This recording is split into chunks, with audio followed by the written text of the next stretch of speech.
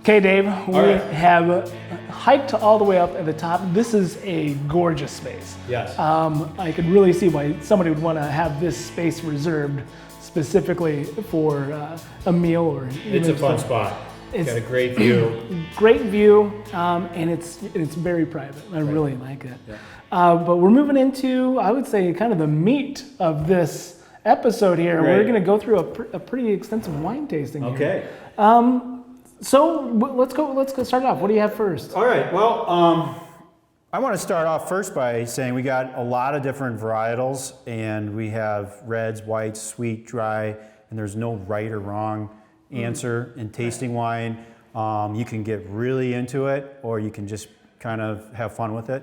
One of the things that we are introducing this year, and we've wanted to for a while, is having little tiny tidbits, nothing, not a meal or anything, but just something to kind of showcase how wine and food can play together really nicely. Right. I mean, having different flavors mix in your mouth, and especially the chemical reactions that can happen when drinking wine as well. And the acidity in wine, especially like when you get into your white wines, which maybe we'll pour a little. I'm going to start actually down here with our Daisy Girl, which is one of our more popular kind of Moscato-esque wines. It's a little sweeter, but it has a little bit more of the tropical fruit, and it's a fun one to have on its own. And then maybe you have it like with a really sharp cheddar cheese or something like that, and the two flavors kind of play off each other really nicely. Yeah. So now I am not a refined man. I don't have a great palate. Yeah. So what am I looking for? You said some tropical. Right. So when I usually, like, this is made from La Crescent grapes, which tends to be very intensely flavored. There's usually in the riper versions of it, there's a lot of tropical fruit, some apricot. There can be like canned pear. One of these tools here that we'll have in the tasting room is called the wine aroma wheel, which is a fun way to kind of zero in. So if you are you can smell and you're like, I'm tasting, or I can smell some tropical fruit, but I don't know exactly what it is. Then it can kind of give you you got lychee, pineapple, melon, banana, and a lot of times you just need that suggestion to be like, that's what it is. That's what I'm trying. Right. But I want to stress again that you don't have to necessarily identify it to enjoy it. Mm-hmm. So it's just part of the experience. If you like something, you like it. You like it. And so this one's sweet, but it does have a little bit of bite to it at the end, or just a little bit of acidity. It still kind of cleans the palate. Right. Yeah. This is it is sweet. It's not dry. Right. And you're right. Mixing it with that cheddar it's a very interesting experience, and that acidity with the more base, creamy base is it's very interesting. Well, let's do our picket fence.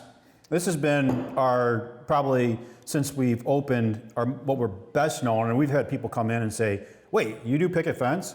And like thinking this is its own brand or whatever. Really? And this is just a semi-sweet, kind of like a Riesling style wine made from Vidal Blanc grapes, and it has more of like apple, pear, just a really clean. The name of it comes from, I think it was my wife that came up with this. It was like, it's not too dry, it's not too sweet, it's just on the fence. And that's where that name came from. That's great. And so most of the flavor that you get in a wine comes from the skins of the grapes. Right. And so for white wine, it's much more delicate because we're capturing that flavor when we press it.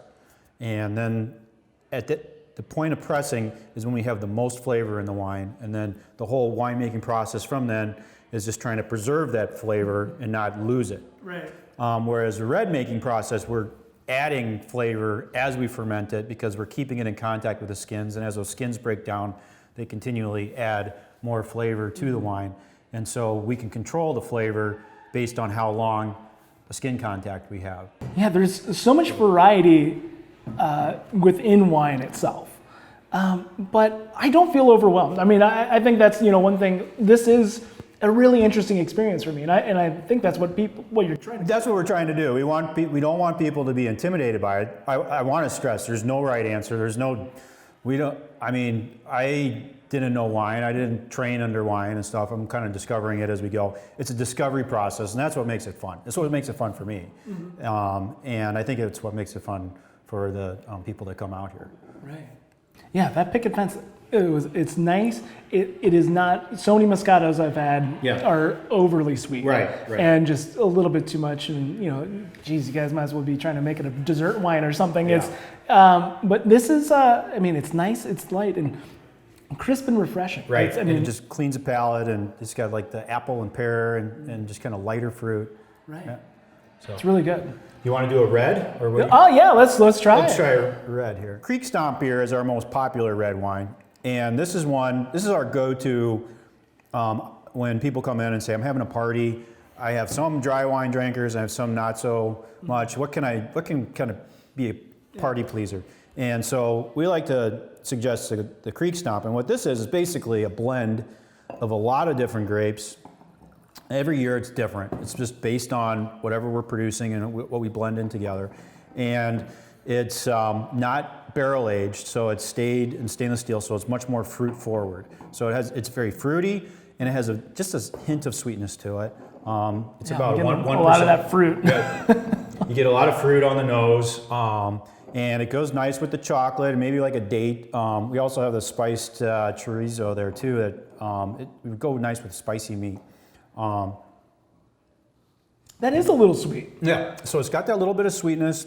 It just kind of makes it soft on the palate, not really hard. It doesn't dry your mouth out. It's not like a tannic wine, but it's like, for me who likes dry reds, I could go and drink. I could drink this without being like saying, "Oh, my mouth's all sticky and everything." So Right. it works both ways. It's a good in-between wine, kind of a party pleaser. So. Yeah, and mixing with that dark chocolate, and that really super bitterness, Right. That slight fruity sweetness, it's a wonderful combination. Right. A lot of times it kind of makes it almost like, usually for me when I have chocolate with a lot of these, it kind of makes the cherry fruit in the reds kind of pop out to me. Like I'll start noticing a lot of cherry in the wine. But,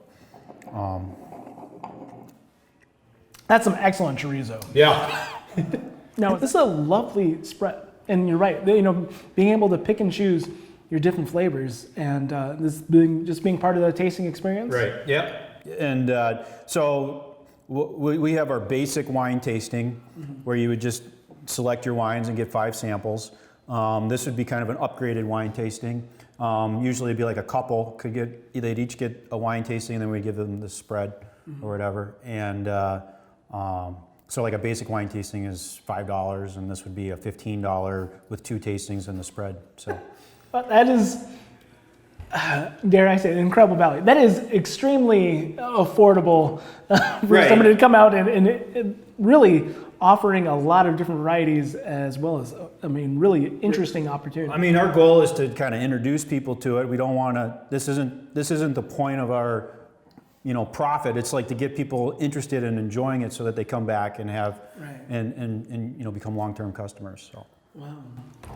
But I know you've got a lot of wine. You're a winery. You're a vineyard. But you also serve beer. We have beer. Yes. Yeah, we don't want to.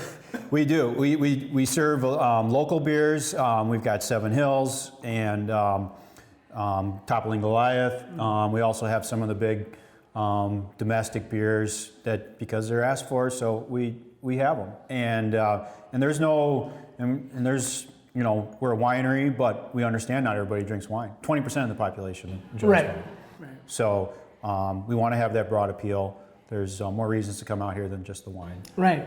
But there's a wine, I'm sure, out of this variety that you have in front of us right now, I'm sure there's a wine for almost everybody. There almost is. There's occasionally someone that comes in and we just don't have anything sweet enough for them. But no, it's. I think we have we've got about, we run between 15 and 20 wines, depending on the season and the year, and we try to have at least something for everyone. Well, Dave, I don't know if it's something about the cheese and the date and this chorizo, but I'm starting to get a little bit hungry. I think I'm ready for some pizza. All right, that sounds good. All right.